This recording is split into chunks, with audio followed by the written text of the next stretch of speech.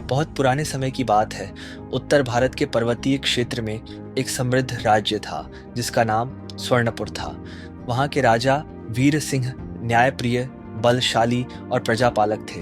उनकी रानी देवयानी अनुपम सुंदरी, विदुषी और करुणामयी थीं, जिनकी मुस्कान से राजमहल के गलियारे तक जगमगा उठते थे। परंतु सुख के इस सागर में एक काली लहर उठने वाली थी, क्योंकि दक्षिण दिशा की काली गुफा में एक तांत्रिक काल भैरव अपनी शक्तियों का विस्तार कर रहा था, जो महाकाल का उपासक और तांत्र विद्या का झाता था। एक दिन वह राजा के दरबार में आया और बोला, राजन, आपके राज्य पर संकट मंडरा रहा है। मैं यज्ञ करके इसकी रक्षा कर सकता हूँ, लेकिन इस यज्ञ में रानी देवयानी की उपस्थिति आवश्यक होगी। राजा ने पहले इनकार किया, परंतु राज्य में अकाल, रोग और अशांति फैलने लगी।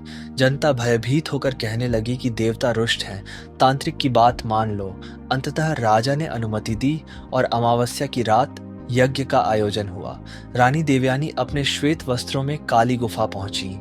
काल भैरव ने अग्नि जलाई, ओम मंत्रोच्चार भैरवाय गूंजने लगे। विद्महे महादेवाय वातावरण में एक अजीब कंपन फैल गया। रानी की आंखों में हल्का भय झलका जब तांत्रिक ने कहा, महारानी महारानी, आप आप इस इस यज्ञ की यमन देवी देवी हैं। हैं। आपके बिना यह अधूरा है। रानी ने मौन रहकर सब सहा। यज्ञ समाप्त हुआ और सब लौट आए। पर उसी रात से राजमहल में अजीब घटनाएं शुरू हो गईं।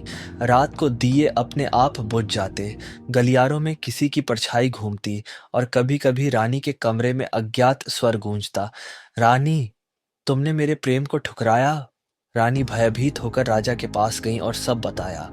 राजा ने हंसकर कहा, रानी, यह तुम्हारा भ्रम है। कोई तांत्रिक हमारे राज्य का क्या बिगाड़ लेगा। परंतु अगले ही दिन राजमहल के सेनापति ध्रुवसेन मीनार से गिरकर मर गए। किसी ने उसे धक्का नहीं दिया था, फिर भी दीवार पर रक्त से लिखा मिला, जब तक रानी मेरी नहीं होगी, स्वर्णपुर श्मशान बन जाएगा। पूरा दरबार सन्न रह गया। राजा ने तांत्रिक को पकड़वाने का आदेश दिया, पर वह हवा में विलीन हो चुका था। कुछ दिनों में फसलें सूखने लगीं, लोग बीमार पड़ने लगे। आसमान पर कौवों का झुंड दिन रात मंडराने लगा। रानी का मन अपराध बोध से भर गया। एक रात उन्होंने निश्चय किया कि इस श्राप को स्वयं समाप्त करेंगी। उन्होंने अपने कक्ष की खिड़की से देखा, दूर पर्वतों के पार काली गुफा से धुआं उठ रहा था।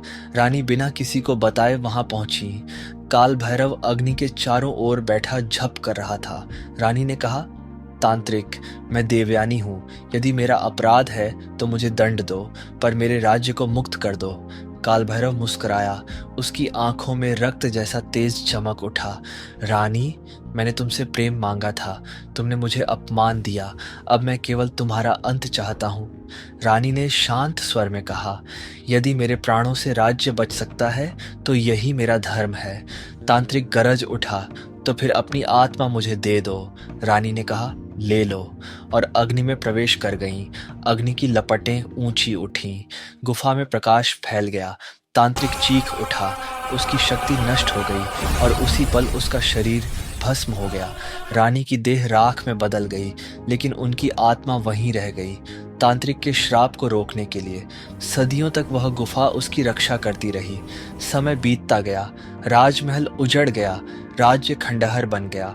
पर लोग कहते हैं कि अमावस्या की रात काली गुफा से एक स्त्री की आवाज आती है, राजन, मैंने वचन निभा दिया, और हवा में चंपा की सुगंध फैल जाती है। कोई कोई कहता है कि तांत्रिक की राख पर बनी देवी की मूर्ति आज भी जीवित है, जिसकी आंखों में जलती हुई ज्वाला दिखती है, जैसे किसी अधूरे प्रेम की आग अब भी सुलग रही हो। कहते हैं जो भी उस गुफा में प्रवेश करता है उसे रानी की परछाई दिखाई देती है, सफेद वस्त्रों में, हाथ में दीप लिए, और फिर अचानक सब अंधकार में डूब जाता है। आज भी स्वर्णपुर के लोग रानी देवयानी को देवी मानते हैं।